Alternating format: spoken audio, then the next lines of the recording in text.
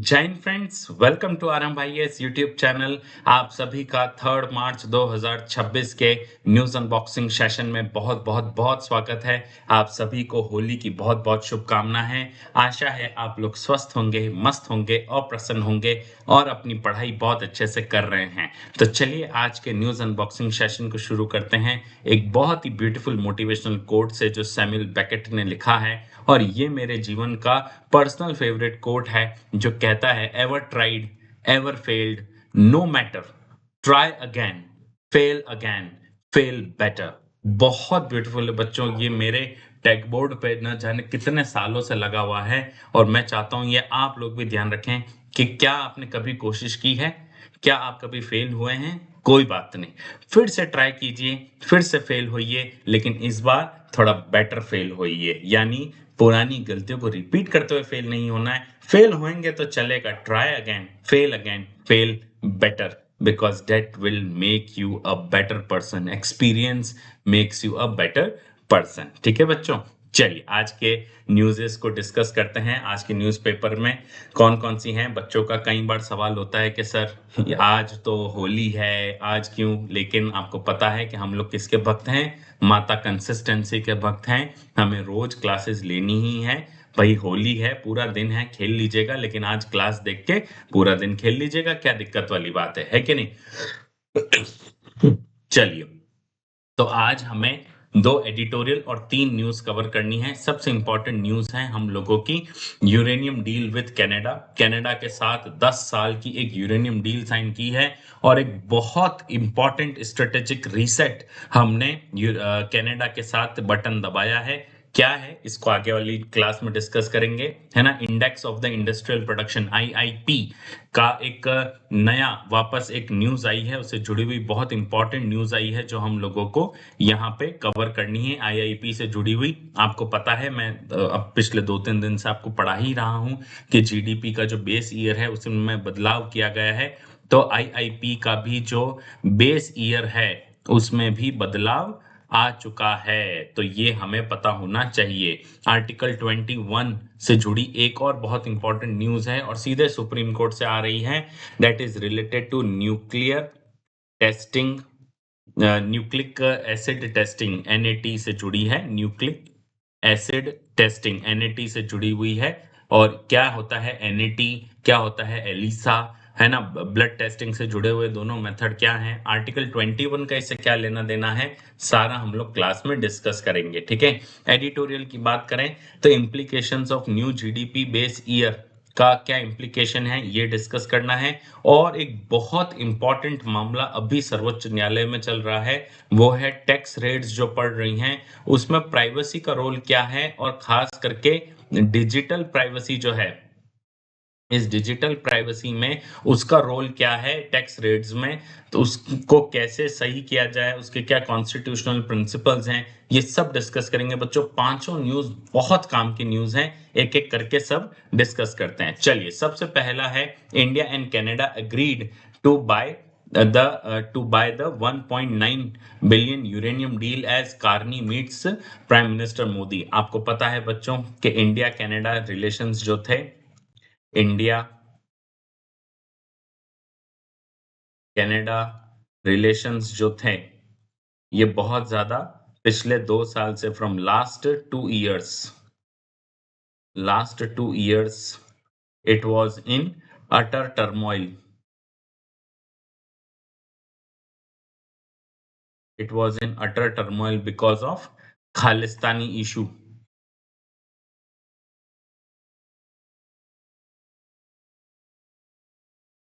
Because of Khalistani issue.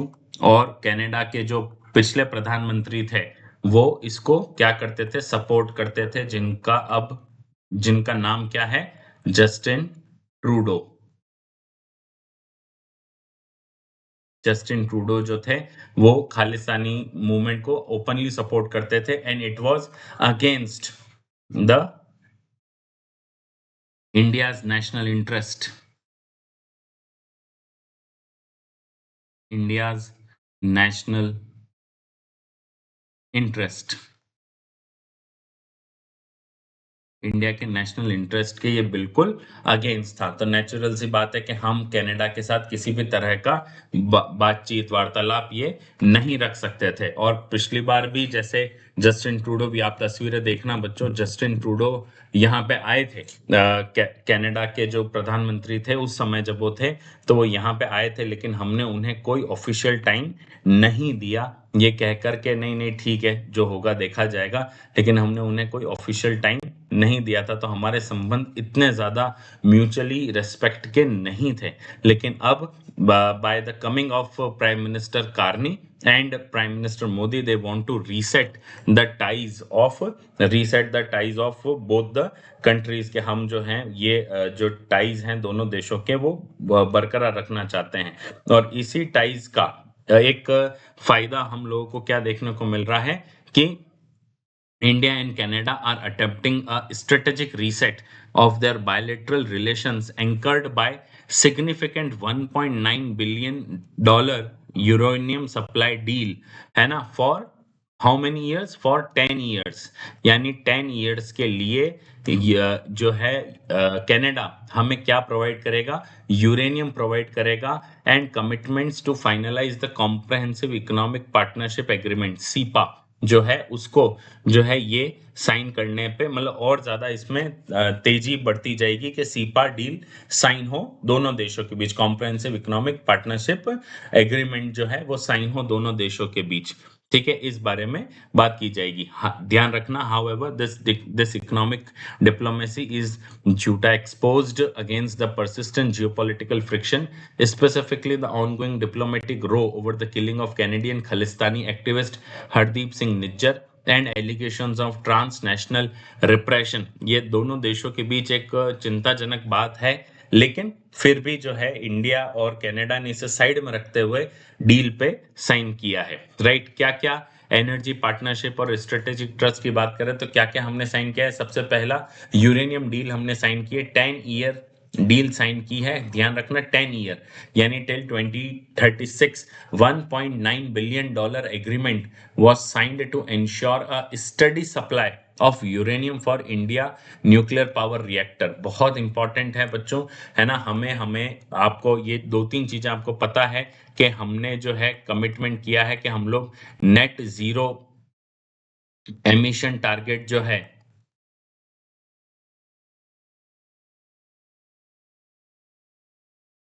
Net zero emission target हम 2070 तक achieve करेंगे। और उसके लिए हमें रिन्यूएबल एनर्जी सोर्सेज चाहिए। तो रिन्यूएबल एनर्जी सोर्सेज में जो न्यूक्लियर सोर्सेज हैं वो बहुत ज्यादा इंपॉर्टेंट रोल प्ले करते हैं। उसके लिए हमने शांति बिल भी लेके आए थे, लेकिन अगर हमारे पास न्यूक्लियर यूरेनियम ही नहीं होगा तो कैसे काम चलेगा? इस वजह से तो इट इज अ की, है ना, रिन्यूएबल एनर्जी सेक्टर में यूरेनियम प्लेज अ की रोल। और की रोल है, इसीलिए हमने 10 ईयर्स के लिए डील साइन की है कि हम लोग $1.9 बिलियन का यूरेनियम खरीदेंगे और अब स्टडी सप्लाई हमें प्रोवाइड करेंगे। ठीक है, सेक्टोरल एक्सपेंशन की बात करें तो engagements were expanded to include cooperation in critical and emerging technologies. आपको पता होगा बच्चों के हाल ही में यूएसए जो है, हमारे जो भूरे बाल वाले फूफा जी हैं, वो और ज्यादा चढ़ चढ़ के कह रहे थे कि जो कनाडा है वो तो हमारा क्या है, कनाडा तो हमारा 52nd स्टेट है, हम कनाडा के ऊपर भी जो कब्जा कर लेंगे ये कर लेंगे। तो कनाडा और अमेरिका के रिलेशन भी थोड़े प्लस माइनस ही चल रहे हैं। और क्यों क्यों कहना चाहता है भाई, अगर हमारे रिलेशन खराब थे कनाडा के साथ तो हम उसे क्यों मना रहे हैं? क्योंकि कनाडा के पास बच्चों यही कारण है, यूरेनियम, क्रिटिकल मिनरल्स, इसका भंडार है ना। और इसी वजह से हमें क्रिटिकल मिनरल्स और यूरेनियम जो हैं ये दोनों अभी हमें चाहिए। मैंने आपको कुछ क्लासेस में बताया भी था, इसके ऊपर एक वीडियो भी मैंने अलग से यूट्यूब चैनल पे डाल रखा है मेरे, वो आप जरूर देखिएगा। तो हमें क्रिटिकल मिनरल्स की जरूरत है, हमें यूरेनियम की जरूरत है, ताकि हम लोग क्या कर सकें, हम लोग एनर्जी डिपेंडेंट नहीं रहे, हम एनर्जी है ना, हम लोग एनर्जी सॉवरेनिटी को हमारी बरकरार रख सकें, right, along side new MOU focused on the education and cultural exchanges. तो कल्चरल एक्सचेंजेस को ध्यान में रखते हुए हमने कुछ और एमओयूज भी साइन किए हैं। जैसा मैंने पहले बताया, दोनों देशों ने यह भी तय किया है कि सीपा नेगोशिएशन और तेज करेंगे। Both Nations issued the terms of reference for the comprehensive economic partnership agreement cepa, sitting on the ambitious target to double bilateral trade by 2030, है ना, 2030 तक दोनों देशों के बीच जो बायलेटरल ट्रेड है वो आज जो है उससे डबल हो जाए। सबसे इंपॉर्टेंट चीज ये है कि कनाडा ने किस चीज की स्वीकृति की है, मल्टीलेटरल इंटीग्रेशन में सहमति दी है। कैसा?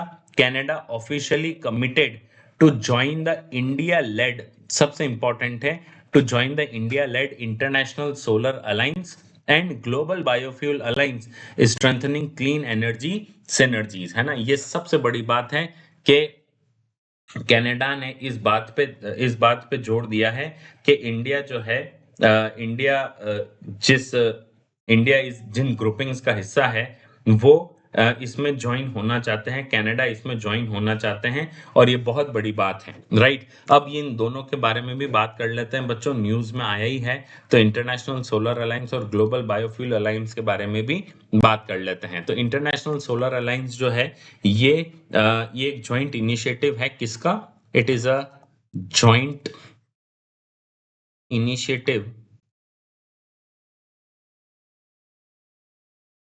Joint initiative of India and France, India and France, और 2015 में ये जॉइंट इनिशिएटिव लाया गया था। इस चीज का ध्यान रखना, ठीक है। इसमें जो इनका जो मेन मोटो है, वो मेन मोटो क्या है? इनका मेन मोटो है टॉवर्ड्स 1000 स्ट्रेटेजी। अभी हाल ही में जो आया है वो है टॉवर्ड्स 1000 स्ट्रेटेजी। क्या है भाई ये टॉवर्ड्स 1000 स्ट्रेटेजी? क्या है इसको समझ लीजिए। यानी करीबन हमें $1000 बिलियन का इन्वेस्टमेंट चाहिए, किसके लिए? सोलर एनर्जी सॉल्यूशन के लिए। हमें 1000 मिलियन पीपल तक जो है सोलर एनर्जी पहुंचानी है, हमें 1000 गीगावाट तक, ऐसे मतलब 4 तरीकों से यहाँ पे जो है चीजें की गई हैं कि ये टॉवर्ड्स 1000 स्ट्रेटेजी क्या है। ये है तो मतलब यूपीएससी के हिसाब से प्री में आपसे ऐसी चीजें पूछी जाती हैं। टॉवर्ड्स 1000 स्ट्रेटेजी किसकी है? आपसे ये थोड़ी पूछेंगे भाई कनाडा ज्वाइन करेगा कि नहीं करेगा, वो आपसे ये पूछेंगे टॉवर्ड्स 1000 स्ट्रेटेजी किसकी है, तो इंटरनेशनल सोलर अलायंस की है। तो इसका मतलब यही है भाई, 1000 billion, $1000 billion investment, $1000 billion investment, ये टॉवर्ड्स 1000 स्ट्रेटेजी है ना, ये इसका एक पार्ट। फिर इसका बी पार्ट है टॉवर्ड्स 1000 पीपल शुड हैव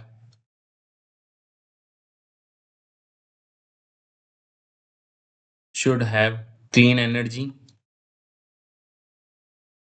चाहे भले ही वो सोलर से हो, should have clean energy. Then 1000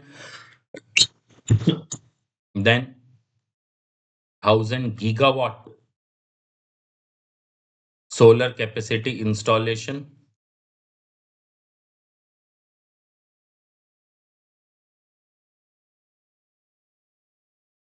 ये है ना। और last is 1000 million ton of CO2, है ना। ये क्या करना है, हमें बचाना है, मिटिगेट,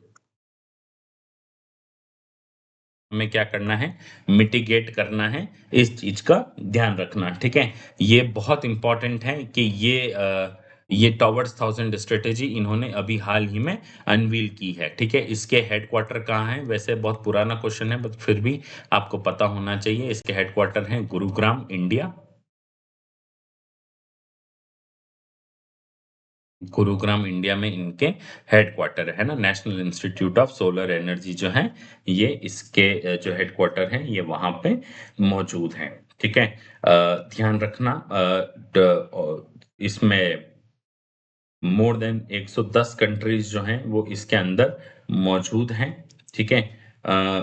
110 कंट्रीज जो हैं वो इसके अंदर मौजूद हैं और 100 नहीं 120 कंट्री शायद हाल ही में 2026 में जो है अंगोला, है ना? Angola,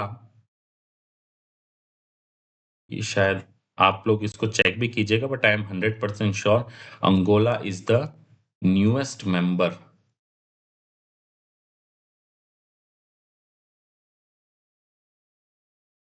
is the newest member, है ना? 123rd मेंबर अगर कोई है तो वो अंगोला है, is the newest member in the list, है ना? तो ये चीज आपको पता होना चाहिए। 100th मेंबर कौन बने थे? पैराग्वे बने थे, है ना? तो ये आपको पता होनी चाहिए, ये चीज ध्यान रखना।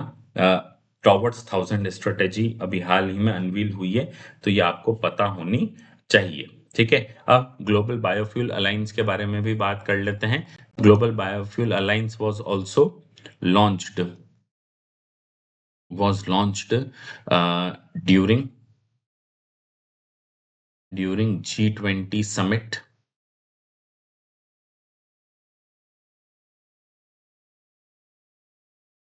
during G20 summit new Delhi, during G20 summit new Delhi जो भारत में हुई थी 2023 में, तब ग्लोबल बायोफ्यूल अलायंस जो है ये लॉन्च किया गया था। और ये बहुत ही इंपॉर्टेंट है कि भाई पूरी दुनिया में जो बायोफ्यूल हैं उसमें एक बहुत इंपॉर्टेंट अलायंस सामने आए, ताकि हम लोग जो हैं इसमें बायोफ्यूल से क्लीन एनर्जी को बना सकें, है ना? फ्यूचर टेक्नोलॉजी को इसमें बना सकें, ठीक है? ध्यान रखना, already 12 countries and 12 international organizations have already joined this alliance, ठीक है? इस चीज को आप लोग ध्यान रखना। जैसे यूएस, ब्राजील, इटली, इंडिया, इन लोगों ने तो ऑलरेडी इसे ज्वाइन कर लिया है ना? वो लोग इन चीजों में पीछे नहीं रहते हैं, ऐसे ऐसे कंट्रीज तो ऑलरेडी जो है ये ज्वाइन कर चुके हैं, ठीक है? ध्यान रखना, इसमें E20 टारगेट हो या फ्लेक्स फ्यूल व्हीकल अप्रोच हो, क्लाइमेट एक्शन हो, ये सब इसके अंदर बहुत तेजी से काम इसमें हो सकता है, ठीक है? आप लोगों के लिए सबसे इंपॉर्टेंट चीज जो है वो है the generations of biofuel, generation of biofuel, ये आपके प्रीलिम्स के पर्सपेक्टिव से और आपके मेंस के पर्सपेक्टिव से बहुत इंपॉर्टेंट है कि what are the generations of biofuel. तो अलग अलग जनरेशंस हैं, फर्स्ट जनरेशन, सेकंड जनरेशन, चार ही जनरेशन है वैसे तो, first generation, second generation, third generation and fourth generation, है ना? तो चार जनरेशन है। तो फर्स्ट जनरेशन यूज, है ना, शुगर, वेजिटेबल ऑयल, ये, है ना? थर्ड फर्स्ट जनरेशन इंक्लूड्स, आप कह सकते हैं फूड क्रॉप्स, इसको यूं लिख लेते हैं शॉर्ट में, first generation include food crops, second generation include non food crops, right? Third generation includes algae, है ना, माइक्रो ऑर्गेनिजम्स, इसको यूं लिख लेते हैं micro organisms, micro organisms, micro organisms like algae. और fourth generation includes not but to, fourth generation किसी से बनेगी नहीं, लेकिन मतलब इन तीनों को ही यूज करके capture but to capture CO2, है ना? बट टू कैप्चर CO2, है ना? तो capture and store CO2, capture and store भी लिख देते हैं यहाँ पे, ताकि आपको रिवीजन में इस इजी रहेगा। तो कैप्चर एंड स्टोर CO2 के हिसाब से भी ये चीजें इसमें दी गई थी, ठीक है? फोर्थ स्टेज में ये काम किया जाएगा, ठीक है? चलिए अब डिस्कस करते हैं आज की नेक्स्ट न्यूज को बच्चों, है ना? IIP growth slows to 4.8% in January, hits 3 month low. देखिए हाल ही में, है ना, इंडेक्स ऑफ इंडस्ट्रियल एक्टिविटी जो है ये 4.8% पे आई है, जो ये बताया है कि भाई जो index of the industrial production है ये 26 मंथ हाई था एक दिसंबर 2025 में, लेकिन अब ये जो है 4.8% से स्लो हो गई है। इसका एक बहुत इंपॉर्टेंट कारण है क्योंकि हाल ही में हम लोगों ने जीडीपी का बेस ईयर जो है वो रिवाइज किया है। मैंने आपको बताया था, है ना, कल की क्लास में हम 2-3 दिन से ये डिस्कस कर ही रहे हैं ना। तो India's industrial activity measured by index of industrial production IIP decelerated to a 3-month low of 4.8% in January 2026. This broad-based slowdown was driven by sluggish performance across manufacturing, mining, electricity, and consumer-facing sectors, despite a bright spot in robust infrastructure growth. Right, तो ये बात ठीक है, sluggish performance है, लेकिन इसका एक और बहुत बड़ा कारण है। One more important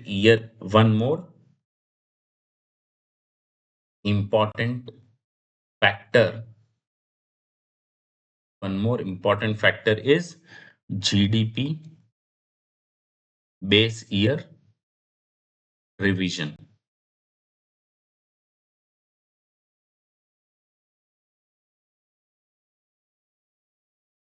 GDP base year revision जो हो रहा है उसकी वजह से ये चीज में बहुत ज्यादा बदलाव हुआ है। पहले जो आईआईपी का भी बेस ईयर जो था वो 2011-12 था, अब वो कौन सा हो गया है, 2022-23 यहाँ पे हो चुका है। हम लोग काफी दिन से डिस्कस कर रहे हैं, तो आपसे ये पूछ सकते हैं, है ना, कि आईआईपी का जो बेस ईयर है वो भी अब बदल गया है। तो कई बच्चे पढ़ेंगे नहीं नहीं, जीडीपी का बेस ईयर बदला था भाई, ऐसा तो कैसे हो सकता है, आईआईपी का तो पढ़ा ही नहीं।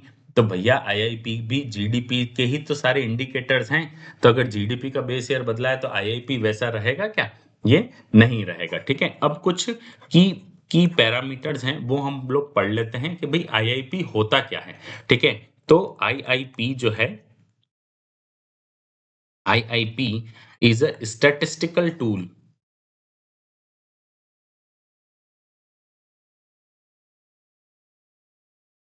is a statistical IIP is a statistical tool used to measure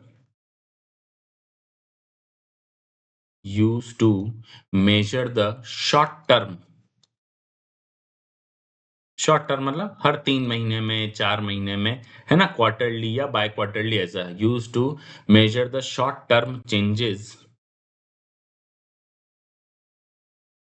in the volume of production.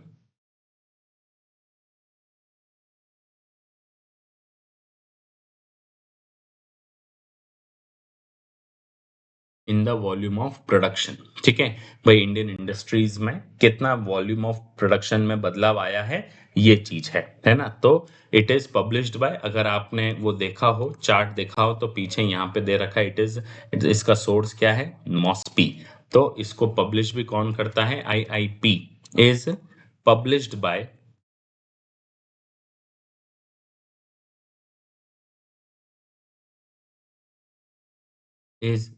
By central statistics office.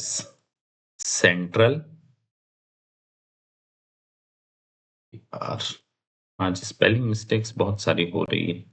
Central statistics office, है ना, सीएसओ जो है वो इसको पब्लिश करता है, जो किसका पार्ट है, which is a part of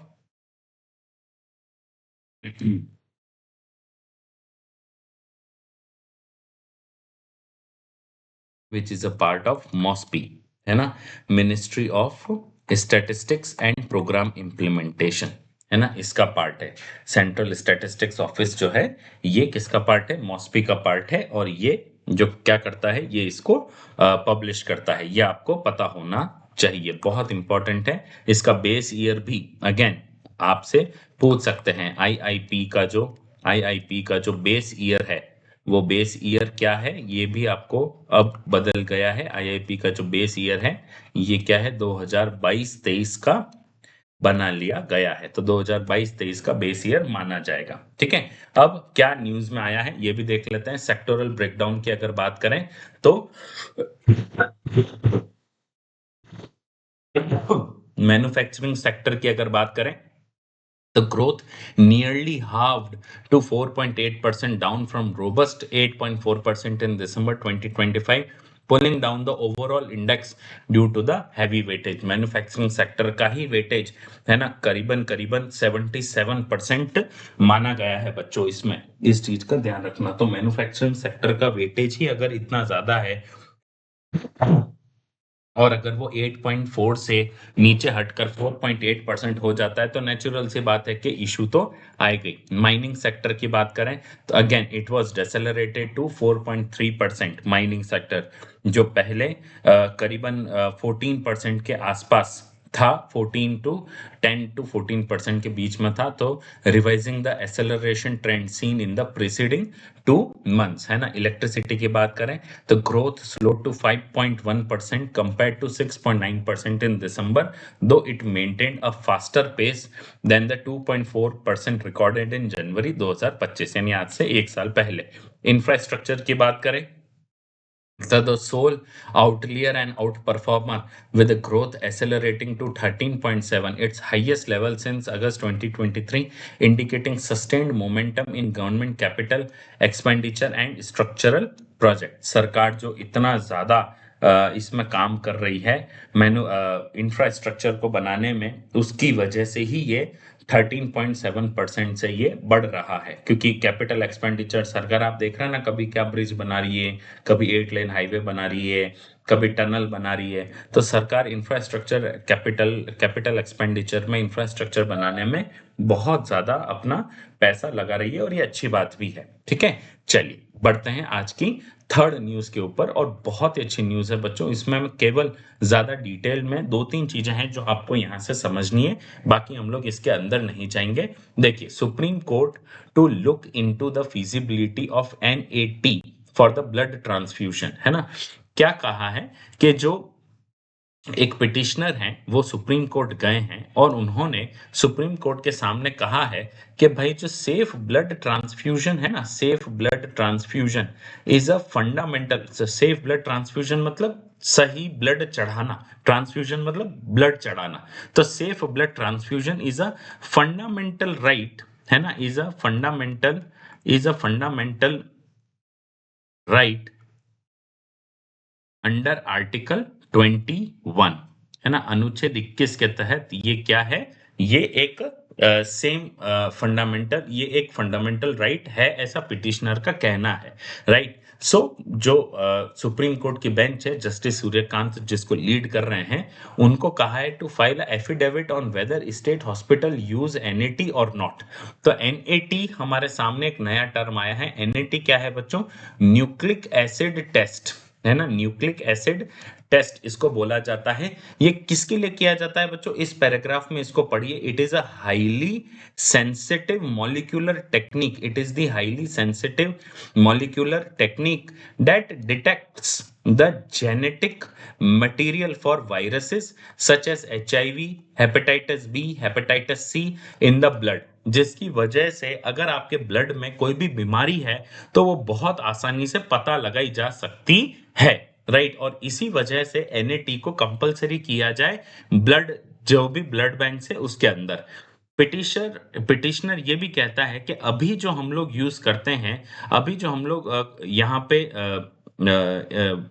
in the hospitals, है ना, अगर अभी जो हम हॉस्पिटल्स में यूज कर रहे हैं, हॉस्पिटल्स में हम कौन सी टेक्निक यूज कर रहे हैं? हॉस्पिटल्स में हम लोग जो टेक्निक यूज कर रहे हैं उस टेक्निक का नाम है एलिसा, है ना। उस टेक्निक का नाम क्या है ना, स्टैंडर्ड प्रैक्टिस, यहां पे लिख लेता हूं मैं, स्टैंडर्ड प्रैक्टिस। अभी हमारी कौन सी है? अभी हमारी स्टैंडर्ड प्रैक्टिस जो है वो है एलिजा टेस्ट। ये आपको पता होना चाहिए, एलिजा टेस्ट, एलिजा टेस्ट। ये हमारी स्टैंडर्ड प्रैक्टिस है अभी। तो पिटीशन का ये आर्ग्यू है कि एलिजा टेस्ट की जगह या एलिजा टेस्ट के साथ साथ जो है ऐसे एनएटी टेस्ट भी किया जाए। एलिजा का फुल फॉर्म है एंजाइम लिंक्ड इम्यूनोसॉर्बेंट एसे टेस्ट। ये ध्यान रखना बच्चों, है ना, एंजाइम लिंक्ड इम्यूनोसॉर्बेंट एसे टेस्ट, इसको बोला जाता है एलिजा टेस्ट बोला जाता है, जो ये अभी कॉमन प्रैक्टिस है जो हम लोग यूज कर रहे हैं। लेकिन जो पिटिशनर है वो आर्ग्यू करता है कि भाई ये जो है ये अगर किसी को HIV पॉजिटिव है या किसी को थैलेसेमिया है तो उसमें ये काम नहीं करता है। तो जिसको थैलेसेमिया है यानी खून की कमी है उसको रेगुलर ब्लड ट्रांसफ्यूज करना पड़ता है, रेगुलर ब्लड चढ़ाना पड़ता है। तो ऐसे केसेस में फिर हम लोग जो हैं कैसे ब्लड चढ़ा पाएंगे? और अगर गलत ब्लड चढ़ गया और उससे उसकी डेथ हो गई तो कैसे पता चलेगा? तो इसलिए जो ब्लड ट्रांसफ्यूजन है वो आर्टिकल 21 के तहत, आर्टिकल 21 क्या है बच्चों? राइट टू लाइफ, है ना, फंडामेंटल राइट है। तो राइट टू लाइफ के तहत ये क्या है? एक फंडामेंटल राइट है और सुप्रीम कोर्ट इसके ऊपर अब बात कर रही है, यानी ये एक इंपॉर्टेंट इशू माना गया है। ठीक है बच्चों, चलिए बढ़ते हैं आज के एडिटोरियल सेक्शन की तरफ। न्यू रियलिटी, है ना, दो छोटे छोटे एडिटोरियल हैं लेकिन बहुत अच्छे एडिटोरियल हैं, बहुत मजा आएगा। चलिए पढ़ते हैं, है ना। GS3 इकोनॉमी से जुड़ा हुआ बहुत अच्छा एडिटोरियल है जिसमें ऑथर ये आर्ग्यूमेंट करते हैं कि भाई जो हमने बेस ईयर रिवाइज किया है, इस बेस ईयर के रिवाइज करने से हमारा जो फिजिकल टारगेट्स है, हमारा जो ओवरऑल हेल्थ बेनिफिट्स हैं, जो हमारा जो इकोनॉमिक हेल्थ है उस पे क्या इफेक्ट आएगा क्या, इसके ऊपर सारा डिस्कशन है। चलिए देखते हैं। The government of India has updated the government of India has updated base year for calculating GDP and GVA from 2011-12 to 2022-23। हम पहले भी पढ़ चुके हैं। This long overdue revision introduces significant methodological upgrades to capture a more accurate picture of Indian economy, है ना। तो जो ये बहुत बहुत पहले से ही ड्यू था लेकिन फिलहाल अब जाके हुआ, कोई बात नहीं। तो it will capture more accurate picture of Indian economy. However, author कहते हैं while it projects the higher growth rate, ये भले ही बता रहा है कि 7 से 8% पे इंडियन इकोनॉमी जो है ये ग्रो करेगी, but it also reveals a downward revision in the absolute size of the economy, complicating the governments fiscal consolidation targets. ये बात ठीक है कि हायर ग्रोथ रेट बता रहा है, लेकिन जीडीपी के बेस ईयर रिवाइज करने से जो हमारी इकोनॉमी की एब्सोल्यूट साइज थी, यानी पहले जो 100% थी अब वो थोड़ा 90% पे आई है, तो जो ये कम हुआ है, राइट, उसकी वजह से जो फिस्कल कंसोलिडेशन के टारगेट्स हैं उसमें भी बदलाव देखने को मिलेंगे, राइट। अब क्या क्या चीजें हैं? मेथोडोलॉजिकल इंप्रूवमेंट्स की बात करें तो सबसे पहला बेस ईयर अपडेट बिल्कुल हुआ है, 2011 से 2022-23 में हुआ है, एलिमिनेटिंग आउटडेटेड मैट्रिक्स, है ना। दूसरा, इसमें डबल डिफ्लेटर अप्रोच, मैंने कई बार क्लास में पहले भी डिस्कस किया है बच्चों। The major upgrade that adjust for inflation separately for both intermediate goods and final products, है ना, providing a highly accurate measure to the real value added. तो ये एक बहुत हाई एक्यूरेट मेजर प्रोवाइड करता है रियल वैल्यू की, है ना, जो इंटरमीडिएट गुड्स हो या फाइनल प्रोडक्ट हो, उसमें ये डबल तरीके से ये इन्फ्लेशन को सेपरेटली एडजस्ट करता है, जिसकी वजह से एक एक्यूरेट रियल वैल्यू हमारे सामने आती है। ठीक है, सेक्टोरल एक्यूरेसी की बात करें तो multi sector company output is now allocated proportionately rather than relying on blunt estimates. सबसे इंपॉर्टेंट बात है कि मल्टी सेक्टर कंपनी आउटपुट जो है इज नाउ एलोकेट प्रोपोर्शनेटली। मैंने अभी 1-2 दिन पहले भी बच्चों इसको समझाया था कि पहले जो है एक ही कंपनी का आउटपुट लिया जाता था, लेकिन अब ऐसा नहीं है। अगर टाटा की जो कंपनी है, अगर वो नमक की कंपनी है तो नमक का आउटपुट अलग से लिया जाएगा, अगर वो आईटी सेक्टर की कंपनी है तो आईटी सेक्टर का आउटपुट अलग से लिया जाएगा, अगर वो डिफेंस मैन्युफैक्चरिंग में है तो उसका मैन्युफैक्चरिंग का अलग से लिया जाएगा, अगर वो एविएशन सेक्टर में है तो उसका एविएशन सेक्टर का प्रोपोर्शनेटली अलग लिया जाएगा, जिससे हमको आइडिया लगे कि भाई किस सेक्टर में कितनी ग्रोथ है। तो बहुत इंपॉर्टेंट यह है कि सेक्टोरल एक्यूरेसी भी हमने इस बार बढ़ती है। Then informal and household sector mapping की बात करें The shift from historical extrapolation to annual robust data sources like annual survey of unincorporated sector enterprise ASUS and periodic labor force survey PLFS. Right, data integration की बात करें तो utilises the massive consumer data generated by goods and service tax network. तो इसमें data network को भी हम इसमें क्या करेंगे, इंटीग्रेट करेंगे, जो जीएसटी की वजह से हमें मिला है। Then hard to quantify sectors की बात करें तो implements new estimation methods for agriculture sector and the vast informal economy. Right, तो हार्ड टू क्वांटिफाई सेक्टर्स को भी ऐड करने के लिए कुछ एस्टिमेशन मेथड्स लगाए गए हैं, जैसे agriculture sector and informal economy. Informal economy को कंसिस्टेंटली छोड़ दिया जाता था। हर लगभग सभी जितने भी हमारे जो ये हमारे जितने भी ये डेटा एनालिस्ट वाले थे, तो एग्रीकल्चर सेक्टर तो फिर भी लेते थे, लेकिन इनफॉर्मल सेक्टर तो पूरी तरह से क्या कर दिए जाते थे, नेग्लेक्ट कर दिए जाते थे, है ना, पूरी तरह से नेग्लेक्ट कर दिए जाते थे। Now what will be the macroeconomic impacts and projections, है ना। सबसे पहला ग्रोथ रेट ईयर तो हमारे लिए है भाई, the new series projects India GDP growth for financial year 2025-26 at 7.6%, up from 7.4% predicted under old series. तो ये बात ठीक है कि हमारे पास हमारा द ग्रोथ रेट तो बहुत अच्छा है, 7.6% पे खड़ा है, लेकिन इसमें एब्सोल्यूट साइज जो सोबरिंग हुई है वो भी एक बहुत इंपॉर्टेंट चीज है। The nominal size of economy is pegged at 345.47 lakh crore, यानी 3 लाख करोड़ के आसपास आप मान सकते हैं, है ना, for financial year 2025 that is 3.3% of downward revision. तो 3.3% का डाउनवर्ड रिवीजन यहाँ पे देखा गया है। इसकी वजह से भाई ये बात ठीक है, तो इसकी वजह से जो हिस्टोरिकल करेक्शंस हैं वो भी देखने को मिले। The size of economy for financial year 2023-24 and 24-25 was also revised downward by 3.8% each. अब इसका इंपैक्ट क्या होगा कि हमारा जो $5 ट्रिलियन का जो गोल है, coupled with the depreciation of the rupee, India is currently a $3.8 trillion economy, delaying its timeline for highly anticipated 5 trillion milestone. Right, तो जो मोदी जी कह रहे हैं ना कि हमें 5 ट्रिलियन माइलस्टोन को टच करना है, हमें $5 ट्रिलियन इकोनॉमी बनना है, दुनिया की तीसरी बड़ी अर्थव्यवस्था बनना है, ये अब क्या हो जाता है, ये थोड़ा सा कम हो जाता है जब 3.8 ट्रिलियन डॉलर की इकोनॉमी हमारी हो जाती है। पहले ये 4.1 पे खड़ी थी, तो अब उसकी वजह से ये बहुत ज्यादा हमें नुकसान देखने को मिलेगा, और नेचुरल सी बात है। बट लेकिन भाई 5 ट्रिलियन पहुंचना इंपॉर्टेंट नहीं है, करेक्ट डेटा हमारे पास होना ज्यादा इंपॉर्टेंट है। Right, fiscal and policy implications की बात करें बच्चों, तो फिस्कल कंसोलिडेशन चैलेंजेस हमारे सामने मौजूद हैं, बिकॉज की macro economic indicators like fiscal deficit and debt to GDP ratio are calculated as the percentage of nominal GDP. The smaller denominator makes achieving these targets mathematically tougher. तो हमारे जो targets थे, ये हमारे इन टारगेट्स को अब achieve करना क्या हो जाता है, और ज्यादा मुश्किल हो जाता है, या थोड़ा सा टफर हो जाता है। अगर हम लोग बात करें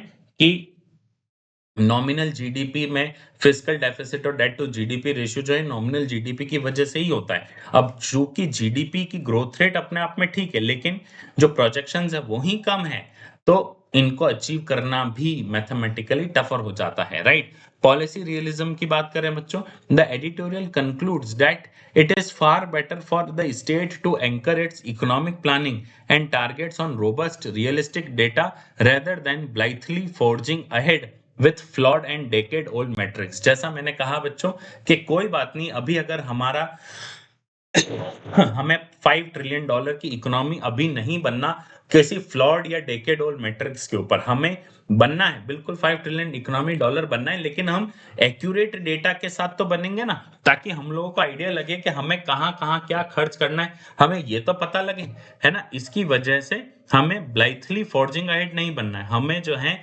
हमें बेटर इकोनॉमिक प्लानिंग, रोबस्ट और रियलिस्टिक डेटा के आधार पर आगे बढ़ना है। ठीक है, चलिए मेंस का प्रैक्टिस क्वेश्चन देखते हैं होली के इस पावन पर्व पर। Recent revision of the national accounts base year to 2022-23 introduces critical methodological upgrades but presents new fiscal challenges for the government. Discuss. राष्ट्रीय लेखा आधार वर्ष को 2022-23 में हाल ही में संशोधित करना महत्वपूर्ण पद्धतिगत अध्ययन पेश करता है उन्नयन पेश करता है, लेकिन सरकार के लिए नई वित्तीय चुनौतियां भी प्रस्तुत करता है। चर्चा करें। GS3 इकोनॉमी से जुड़ा हुआ बहुत अच्छा सवाल है। 150 वर्ड्स में आपको लिखना है। 10 मार्क्स का सवाल है। आप जैसे भी इसे अटेम्प्ट करें बच्चों, बेहिचक आप अपना आंसर कहां भेज दीजिए, IAS आरंभ में भेज दीजिए, ताकि आपके आंसर को 2 आवर्स के अंदर अंदर इवेल्युएट करके विथ प्रोज एंड कॉन्स हम आपको वापस आपके आंसर्स भेजते हैं, ताकि आपकी मेंस की प्रिपरेशन और अच्छे से चल सके। ठीक है, चलिए बढ़ते हैं आज के आखिरी एडिटोरियल के ऊपर, that is rethinking tax searches for the digital age. है ना, क्या है ये एडिटोरियल, डिस्कस करते हैं। देखिए, supreme court of India in the ongoing विश्व प्रसाद अलवा versus union of India case 2026। देखो बच्चों, बहुत इंपॉर्टेंट केस है, क्योंकि आज से 2017 में एक केस आया था पुट्टा स्वामी केस, यूपीएससी ने उसके ऊपर सवाल पूछा था। सेम आपसे इसी तर्ज पर विश्व प्रसाद अलवा केस पूछा जा सकता है। क्या है उसको बहुत ध्यान से समझिए। Is examining the constitutional validity of expanding the scope of section 132 of income tax act. है ना, तो जो भारत का इनकम टैक्स एक्ट है उसके सेक्शन 132 की कॉन्स्टिट्यूशनल वैलिडिटी की जांच कर रही है। क्या है कोर इशू, इसको समझते हैं। The core issue is whether the states power to conduct tax searches and seizures originally designed for physical premises and ledgers can be lawfully extended to citizens' virtual digital space, that is smartphones, cloud storage, without violating the fundamental right to information privacy established in the Puttaswamy judgment. चलो आ ही गया 2017 का जो Puttaswamy judgment है। Again privacy जो establish की थी वो थी आर्टिकल 21 के तहत, जो हमने पहले भी डिस्कस किया था अभी हाल ही में शुरुआत की न्यूज में। तो ऑथर क्या कहते हैं कि कोर इशू क्या है, कि भाई section 132 of income tax act ये कहता है कि अगर आप किसी के यहाँ रेड मारने जाते हैं तो सेक्शन 132 कहता है कि आप उसके फिजिकल प्रीमाइसेस को सर्च कर सकते हैं। लेकिन अब चूंकि धीरे धीरे, भाई पहले तो हर चीज फिजिकल ही थी, है ना, जो भी लेजर्स थे या जो भी आपको सेफ स्पेस था या कुछ भी था, ये सब जो इंफॉर्मेशन थी ऑफलाइन ही रहती थी। लेकिन अब सेक्शन 132 जो है, क्या ये वर्चुअल डिजिटल स्पेस यानी स्मार्टफोन, लैपटॉप, क्लाउड स्टोरेज, इनको भी जो इनकम टैक्स ऑफिसर्स हैं क्या इनको देख सकते हैं? क्या ये प्राइवेसी का ब्रीच है कि नहीं है? ये बहुत बड़ा सवाल है बच्चों कि सेक्शन 132 इसकी इजाजत देता है कि नहीं देता है। तो ये इशू जो है ये सुप्रीम कोर्ट क्या कर रहा है, सुप्रीम कोर्ट अभी इसके ऊपर अपना एग्जामिनेशन कर रहा है इसकी कॉन्स्टिट्यूशनल वैलिडिटी के ऊपर। लेकिन एक बहुत बड़ा डिबेट तो ये आ ही चुका है कि क्या ये चीज सही है कि गलत है। ठीक है, चलिए देखते हैं कि भाई क्या चीज है from physical to digital. Petitioner का आर्ग्यूमेंट क्या है? The challenge is anchored in the landmark KS Puttaswamy judgment 2017, which recognized informational privacy as the intrinsic to human dignity under Article 21, that is right to life and personal liberty। कि भाई कोई भी जो अधिकारी है वो मेरे लैपटॉप, स्मार्टफोन इनको नहीं देख सकता, क्योंकि वो मेरी प्राइवेट चीजें हैं। राइट, अब क्या क्या क्वालिटेटिव डिफरेंस है डिजिटल डेटा का? Unlike physical ledgers, digital device contains years of intimate medical and professional data unrelated to tax liability. भाई टैक्स लाइबिलिटी से रिलेटेड नहीं होगी। Unrestricted access turns a targeted fiscal search into a general explanatory intrusion। भाई तूने ये photo क्यों खींचे, तू वहां क्यों गया था, तेरा उसने पेशेंट ने तेरे अंदर जो है ये पैसे ये क्यों जमा करे थे, तूने सी सेक्शन क्यों किया था, ऐसे कई सारी चीजें इसमें हो सकती है। तो इट अनरिलेटेड टैक्स लाइबिलिटी से जुड़ा हुआ एक सवाल हो सकता है। भाई आप भाई सर्च किया है आपने, वहां पे जो किया है, आपने जो वहां पे रेड मारी है वो टैक्स लाइबिलिटी से रिलेटेड है कि इसने टैक्स पे किया कि नहीं किया। लेकिन जब आपके सामने उसके मेडिकल रिकॉर्ड्स, उसके बिल्स, उसका भुगतान सब कुछ होगा, तो आप उससे अननेसेसरी सवाल पूछो कि भाई ये तूने क्यों छुपाया, ये क्यों नहीं छुपाया। तो वो टैक्स लाइबिलिटी से रिलेटेड था ही नहीं, राइट। एग्जीक्यूटिव ओवररीच की बात करें तो the traditional reasons to believe clause in section 132 now authorizes entry into entire digital ecosystem, है ना भाई। जो ये सेक्शन 132 में जो ये क्लॉज दिया गया है, रीजन टू बिलीव क्लॉज, उसमें ये है कि भाई हाँ, हमें we have a reason to believe कि इन्होंने लैपटॉप में कुछ छुपाया है। अब सीधा खोल लो laptop, right. So secrecy in these recorded reasons impair the meaningful judicial review under Article 14 right to equality and Article 21 right to life. Now precedent recalibration की अगर बात करें तो the Pooranmal judgment 1974,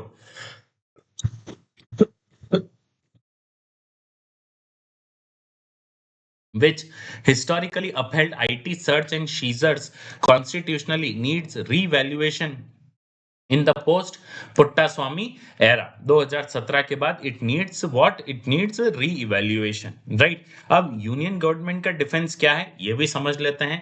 the government argues that section 132 is a structured anti-evasion tool. Anticipatory searches are necessarily due to digital fragility. Data can be easily erased, encrypted, or transferred before the summon is executed. The union relies on Lalji Bhai Mandalia 2022 case, asserting courts can still review its relevance material exists for the search, है ना। courts can still review if the relevant material exist from the for a search। भाई तो भाई court के पास option है ना कि भाई वो क्या कर सकते हैं, रिव्यू कर सकते हैं अगर वहां पे रेलेवेंट मटेरियल मिल रहा है। तो ये बात तो सही है कि डिजिटल फ्रेजिलिटी बहुत ज्यादा है, डेटा डिलीट कर दिया, एनक्रिप्ट कर दिया जो है, या उसको ट्रांसफर कर दिया, तो भाई स्टेट को तो सारे लैपटॉप्स और ये सर्च करने ही पड़ेंगे, सीजर करने ही पड़ेंगे, वो थोड़ी ना रुक सकते हैं। उनके पास तो क्या ऑप्शन ही क्या है। सो ऑथर कहते हैं कि क्या प्रोपोर्शनल सेफगार्ड्स हो सकते हैं, राइट। सेंट्रल डिलेमा क्या है, can a framework built for physical documents adequately regulate devices that hold the informational totality of the person's life? ऐसा कोई फ्रेमवर्क बनाया जा सकता है क्या? Then second is principle of proportionality. ये बहुत इंपॉर्टेंट प्रिंसिपल है बच्चों, आपको याद रखना चाहिए, प्रीलिम्स के पर्सपेक्टिव से आपसे पूछा जा सकता है। While the revenue enforcement is a vital state function, investigative methods must remain proportionate to the liberties they restrict, है ना। उन चीजों, उन जगहों पर नहीं जाना चाहिए जहां पे लिबर्टी जो है खत्म होती हो किसी भी व्यक्ति की, जो नहीं होनी चाहिए। नाउ डिजिटल टैक्स सर्चेज के प्रपोज्ड क्राइटेरिया क्या है, ऑथर ये भी बताते हैं, जो हमारे लिए बहुत इंपॉर्टेंट है, आपसे वे फॉरवर्ड में पूछेंगे। To remain constitutionally valid, searches must adhere to strict informational privacy doctrines such as particularized scope, यानी authorizations must specify the exact data categories or accounts connected to tax inquiry, preventing exploratory fishing expeditions, है ना। कि भाई जो हम लोग देख रहे हैं, चलो लैपटॉप में ये फोल्डर भी खोल खोल के देखा, वो फोल्डर भी खोल खोल के देखा, ऐसा नहीं चलेगा, ठीक है। नेसेसिटी थ्रेशोल्ड की बात करें तो digital searches should only occur very less intrusive statutory measures are deemed inadequate, ठीक है। Then temporal and subject limitation की बात करें तो data examination must be restricted to relevant time frames and subjects linked directly to the evasion investigation। ध्यान रखना, data examination must be restricted to relevant time frames and subjects linked directly to the evasion investigation, ठीक है। Then segregation की बात करें तो clear mechanisms must exist to separate legally privileged and और unrelated third party communication from the tax probe, है ना। तो टैक्स प्रोब से थर्ड पार्टी कम्युनिकेशन पूरी तरह से हटाया जाए। देन रिव्यूएबिलिटी, है ना। Search process must be strictly recorded, very important, and open to judicial review to prevent executive misuse. तो एग्जीक्यूटिव मिसयूज को खत्म करने के लिए जुडिशियल रिव्यू के लिए ओपन होना चाहिए, that is very important. And दूसरा, ये पूरा स्ट्रिक्टली हर पूरा का पूरा प्रोसेस जो है ये रिकॉर्ड होना चाहिए, और ये रिकॉर्ड सबमिट रहना चाहिए जब तक ये केस क्लोज नहीं हो जाए। ठीक है, चलिए, ऑथर अपने आखिरी आर्ग्यूमेंट में कहते हैं कि भाई it should do a constitutional balance. Statutory adaptation की अगर बात करें तो the Supreme Court is tasked with adapting inherited statutory powers to transformed technological realities. This might involve reading digital safeguards into the existing law and mandating higher transparency. Fiscal jurisprudence milestone की बात करें तो Vishwa Prasad Alva case represents a definitive transition of tax searches from a spatial यानी physical to digital space. ठीक है, ultimate legitimacy की बात करें तो the future architecture of the state power relies not just on detecting tax evasion but on the constitutional restraint exercised when entering a citizen's digital personhood। तो भाई ये बात ठीक है कि भाई आप लोग टैक्स इवेजन पहले भी होते थे, आज भी होते हैं, आगे भी होंगे, तो उसके लिए जो है स्टेट के पास ये पावर है कि आप उनके प्रेमाइसेस में रेड मार सकते हैं, आप अजय देवगन बन सकते हैं, कोई दिक्कत वाली बात नहीं है। लेकिन जो डिजिटल पर्सनहुड है, सिटीजन्स का जो डिजिटल पर्सनहुड है, उसमें किसी भी तरह का प्रॉब्लम नहीं होना चाहिए, या उसमें किसी भी तरह का जो है उनको नुकसान नहीं होना चाहिए। This is most important thing in the case. ठीक है, चलिए, है ना, प्रीलिम्स प्रैक्टिस क्वेश्चन की बात करते हैं। Consider the following statement regarding the legal framework of search and seizures in India. Article 132 of the Income Tax Act historically authorizes the entry and seizure of the undisclosed asset which has now been interpreted to include digital devices and cloud account. Yes, this statement is absolutely true. Article 132 ये provide करता है। Then K.S. Puttaswamy judgment ruled that state's power to conduct searches for economic offense is absolute and overrides the right to informational privacy. जी नहीं, this is absolutely false. ये इसके बिल्कुल against बोलता है। Third is Puranmal judgment 1974 upheld the constitutionality of search and seizure provisions under the Income Tax Act. तो Income Tax Act के तहत जो है सर्च एंड सीजर प्रोविजंस जो हैं ये इसे प्रोवाइड करता है। तो करेक्ट आंसर है इसका 1 and 3 only is the correct answer. ठीक है बच्चों, आपका मेंस का क्वेश्चन देख लेते हैं। The expansion of investigative capacities into the digital realm transforms targeted physical searches into the general explanatory intrusions. In the light of the K.S. Puttaswamy judgment, discuss the need for constitutional safeguards to regulate digital tax searches under the Income Tax Act. Digital क्षेत्र में जांच क्षमताओं का विस्तार लक्षित वित्तीय खोजों को सामान्य खोजपूर्ण घुसपैठ में बदल देता है। के.एस. पुट्टास्वामी के आलोक के निर्णय में आयकर अधिनियम के तहत डिजिटल कर खोजों को विनियमित करने के लिए संवैधानिक सुरक्षा उपायों की आवश्यकता पर जांच करें। जीएस पेपर 2 से संदर्भित बहुत अच्छा सवाल है। 250 वर्ड्स में आपको लिखना है, 15 मार्क्स का एक क्वेश्चन है। अगर आपने इसका आंसर लिखा है तो आप इसका आंसर कहाँ भेजेंगे? सीधे iasrm@gmail.com पे भेजेंगे, जहां पर हम आपके आंसर का फ्री इवैल्यूएशन 2 आवर्स के अंदर करके विथ प्रोज एंड कॉन्स हम आपको आपके आंसर वापस भेजते हैं, ताकि आपकी मेंस की प्रिपरेशन शानदार चलती रहे। अगर आपको इस क्लास की पीडीएफ चाहिए तो आप डिस्क्रिप्शन में दिए गए हमारे टेलीग्राम चैनल को ज्वाइन कर सकते हैं, वहां पे आपको इस क्लास की पीडीएफ फ्री में अवेलेबल हो जाएगी। आज के लिए बस इतना ही। खूब होली का त्योहार खूब मजे से मनाइए, एक दूसरे को रंग लगाइए, है ना, एक दूसरे को एवेंजर्स की टीम बना दीजिए, किसी को थैनोस, किसी को क्या बना दीजिए। खूब मना के पढ़िएगा। वापस मिलेंगे कल फिर इसी क्लासेस के साथ, ताकि आप लोगों की जो द हिंदू का एनालिसिस है वो रुकेगा नहीं, हम लोग थकेंगे नहीं, राइट। आप लोगों का दिन शुभ हो, खूब मन लगा के पढ़िएगा, आपका त्योहार बहुत अच्छे से मनाइएगा।